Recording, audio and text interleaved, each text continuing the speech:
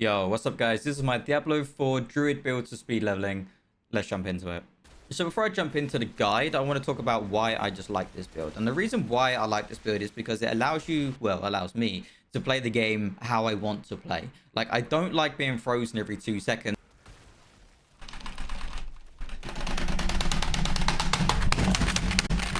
Hence why I put 3 CC breaks into the build.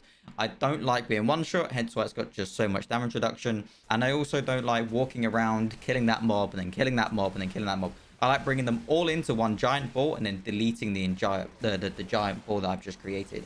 And this build allows you to do that. Okay, so just delving into the build, what we're going to need first, we're going to need crit strike chance, about 25%. And that is the minimum and maximum amount that you're going to need. You don't need any more than that, because it's a bit overkill, and underneath that you're not going to be critting enough. Then you want to stack up critical strike damage and then attack speed, and those are the 3 things that you want to be focusing on your gear. And that's obviously as well why we don't really take the Tempest Raw here, because you can't get attack speed on the Tempest Raw. So you want a normal helmet, or just a normal legendary helmet with basic attack speed on it. And then that also applies onto the Staff of the Chrome. With the aspect, you're going to want the 15% damage reduction while shapeshifting into a werewolf. Moving on to our chest piece, we're going to want damage reduction throughout, just because, again, all of the enemies are going to be on top of us in one giant ball. They will be hitting us as well. So stacking all of that close damage and close damage resistance, damage reduction, is going to help us a lot. And then with the aspect, you're going to want to gain 0.5% increase armor for 4 seconds when you do any form of damage, stacking up to 30%. Onto our gloves, I'm still kind of trialing these kind of things and testing, but what I found works the best is the critical strikes, your storm skills, cast a lightning bolt and charge the air and deal damage, about 5,000 damage per lightning strike. And it does help with single target. I am able just to obliterate the butcher with this, but I'm still yet to test it with other things as well. Itemization on your gloves, again, critical strike damage, critical strike chance, and attack speed. Moving down to our pants, damage reduction, out and out damage reduction. If you can get health on them as well, definitely get health, along with your chest as well. If you can get health on your chest, get health on your chest piece. Sorry, I didn't go through the gems here. So you want damage reduction while fortified throughout all of your gems. Moving back onto the pants, damage reduction on your pants, and then basic attacks grant 20% damage reduction for 6 seconds. Now on your boots, you're going to want movement speed, which is going to help us just absolutely clear through the levels. It doesn't add any tankiness, it doesn't do any of that, and just makes things a little bit more efficient when you're running through the levels, I guess. So you're going to want movement speed on there, and then some armor as well. And then critical strikes grant 14% movement speed for 1 second up to 6 seconds. Now, I've got the Staff of the Crone, but you don't need to use the Staff of the Crone. You can just use a normal staff and then put a damage affix onto it if you wanted to. Or you can use a one-hander and an offhand as well. Just put some damage aspects on them because you're going to want to stack up your damage. Then moving over to our amulet, we're going to want damage reduction throughout our amulet here. You can also put movement speed on it as well. It doesn't really affect the build, just going to help you clear through the levels a bit faster. We're going to be using Grizzly Rage, but then we're going to be using Shape Shifted into a werewolf, which increases our movement speed anyway. So you're kind of capped out as well. So you can just kind of remove the movement speed and put damage reduction in here.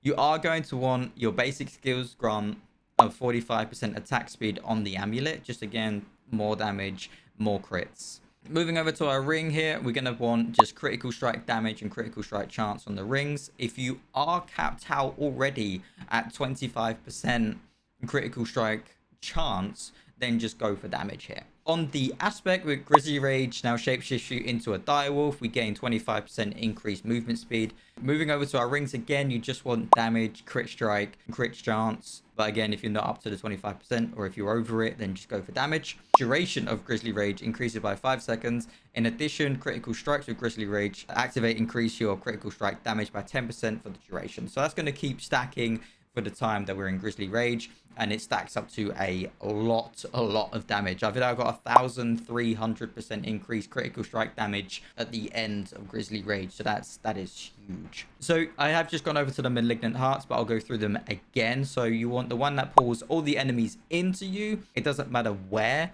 just as long as you can put it on. Then you're going to want gain 77 or 80% increased critical strike damage, but your non-critical strike still 30% less damage. That's huge for our build as well, especially stacked on some of our passives in in our skill tree. We're going to go over to one of the last heart, which is a Wrathful Heart. And this is what really allows us to do all of the damage that we're currently doing right now.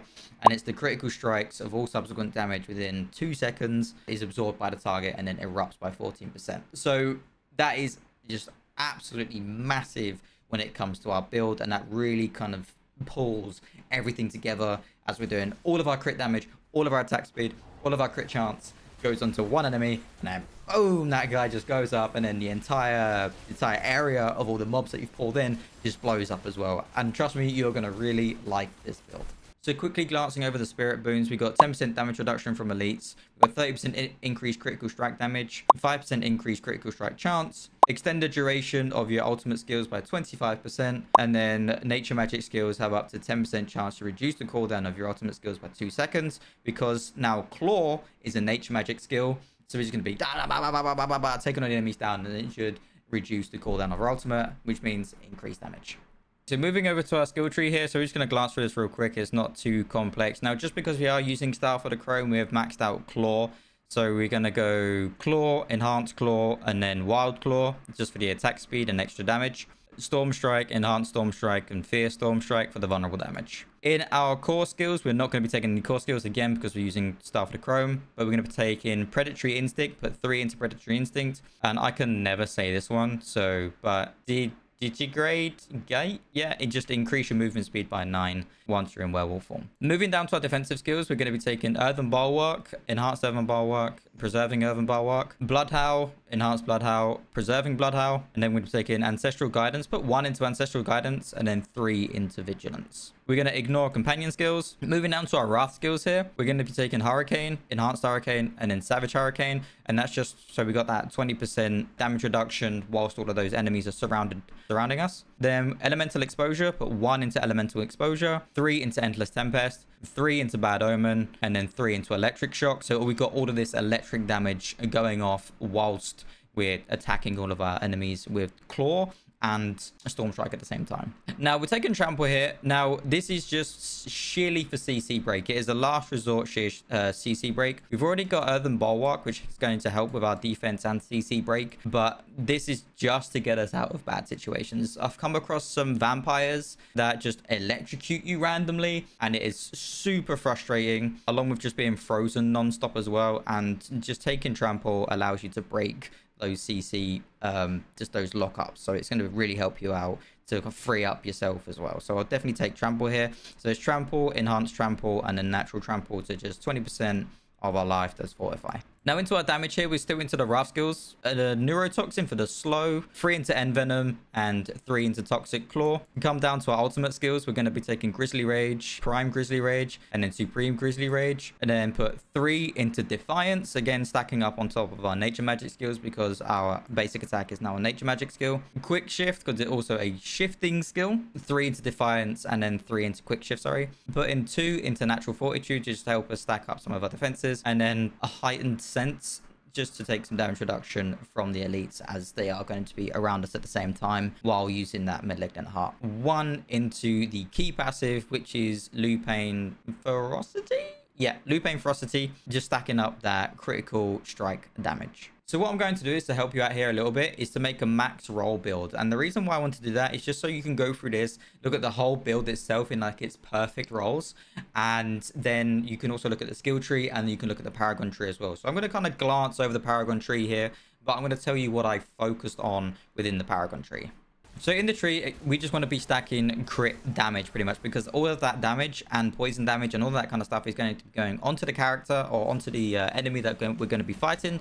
And then we want that damage to just be detonated once the malignant heart goes off. So we're going to be putting the glyphs into exploit at the start, coming up to using the first tree, which is Thunderstruck, moving over into some of the rare nodes here using crit, coming all up into crit again. Then the glyph socket here is going to be using werewolf. This is going to be your first tablet. then you're going to be going up, not across. Okay, so go up again into Lust of Carnage, sorry. Then we're going to be using Spirit, because the new adaptation to Spirit applies to any critical strike damage. So this is going to really help us stack up some of that damage onto our build as well. And then moving up into the Ferocity Rare node, where your werewolf skills grant 20% damage and increase crit. Then you're going to want to come across into Heightened Malice with 3 or more poisoned enemies nearby. You deal 45% increased damage. Then once you've completed this part up the top here, and you've come across and got Heightened Malice, you're going to come down again and then move over into the Inner Beast. We're not going to be taking this legendary skill because we don't need it, but you are going to want the Glyph,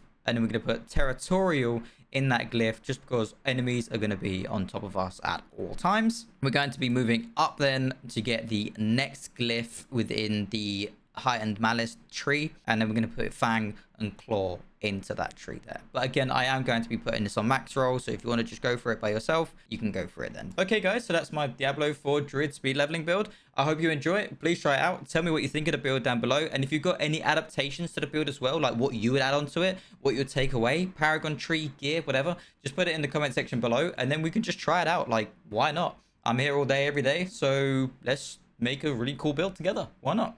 So yeah, guys, really appreciate it. Make sure to like and comment the video, and I'll talk to you in a bit.